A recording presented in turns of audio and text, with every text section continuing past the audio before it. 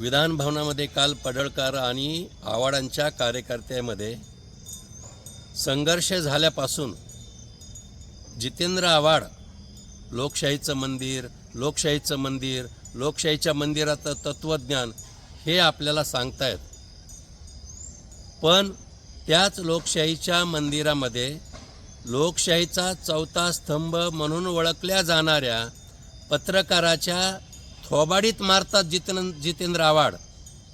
हे मग आता लोकशाहीचं मंदिर कुठलं आहे?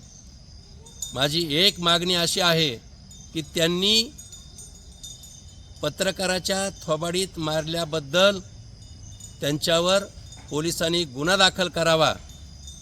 त्याहून अधिक सांगायचं झालं तर त्यांनी खऱ्या अर्थाने पत्रकारांची माफी मागितली पाहिजे आणि विधानसभा अध्यक्ष यांनी अशा आमदाराचं निलंबन केलं पाहिजे. अशा प्रकारची मी मागणी पत्रकार म्हणून स्वतः करतो.